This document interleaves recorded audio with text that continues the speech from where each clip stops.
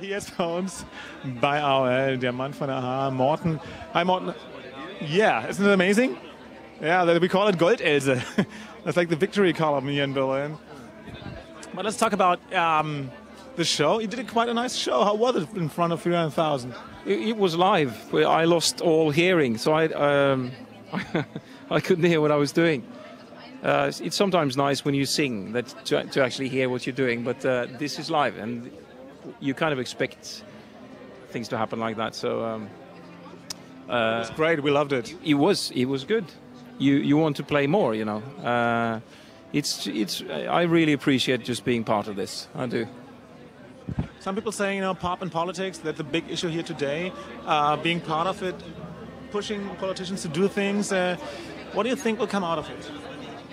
Today's event? I think it's important regardless of the outcome. It's important because there are a lot of people have responded to it and want to do something in order to see a factual change. You know, because it is simply undignified, the situation that we have, and it's been for a very long time, and it's not good for anyone to even grow up in a situation where there is such a massive difference. It's not just a difference, but it is where so many people are coming from today in the poverty-stricken countries, where they really have no chance whatsoever. So I think this is a first step towards a fundamental change in direction, in what we actually want, in defining who we want to be. And if you can't go around and think that man has a good nature and stuff, if you don't actually see that we respond to this, that the grown-ups take charge and see to that this is not carrying on, you know. And it is not necessary, because we're just looking at what we can afford to help with after we've put aside the things that we need for ourselves. But our need is debatable, but their needs are not debatable.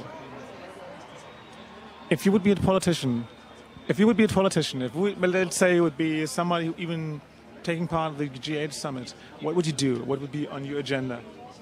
It would be the same things. It's quite, for me, it's very simple. You have to define who you are and who you want to be, and then you cannot really do anything or let anything happen that goes against that. So I think, although the world of diplomats, they do a lot of important work, and it's a tough one. It's a really tough one, because in an emotional way of responding, you would cut all conversation, all communication with nations or leaderships that carry out that live in total breach of human dignity, and that is not the way either. So I don't know that I sit on a solution now, but I think what is very important is to know what we don't want, what we do not accept, what we cannot accept, and that's why a very simple thing for me is that basic human dignity must mean for all people, and that has to come first. Basic human dignity must come first. After that, when we've seen to that, we can start to divide things. Listening to you, it sounds to me like you spend a lot of time thinking about political issues. What politicized you? What was the first event? What moved you? What made you think? What made you tick different? That things need to change. Can you remember that? When you were, I don't know, 12, 13, 14, whatever? Was it a song? Was it an event? Or was it? I don't know. I don't know one in particular, other than later in life when I was grown up. There will have been many earlier on. No, but one massive impact on me was to learn about East Timor. In '93, I was contacted by a human rights activist, Maureen Davis, and she'd basically stopped everything else and started working to change their situation. The way East Timor has been dealt with by the Western countries after they were invaded by Indonesia is just appalling and completely unacceptable, and it changed things for me because I simply could not accept it. And to know that I'd grown up in a country, Norway, and I knew what things were like when I grew up. I knew who we were meant to be, how people were talking, how politicians were talking, what was debated, and who we basically claimed to be. And all our actions against this nation, pretty much knowingly as well by our politicians, did the complete opposite. It was just a massive violation, you know, and that was that was a very provocative thing for me. Let's hope that this event tonight will move a lot of people all over the world. The point is quite simple. You can't have a certain set of rules or sort of humanitarian ethical rules with your kids and your family and act differently elsewhere. You have to be the same.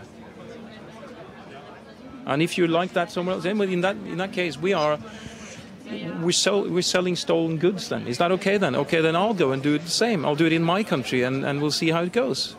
We can't, you know. It's a funny thing when you look at the poverty-stricken countries today are essentially the ones that have built the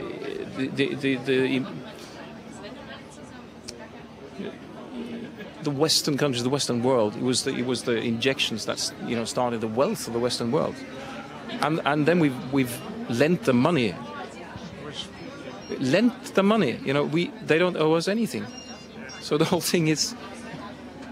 Well, let's hope that something good comes out of the J8 Summit. Thank you very much. So.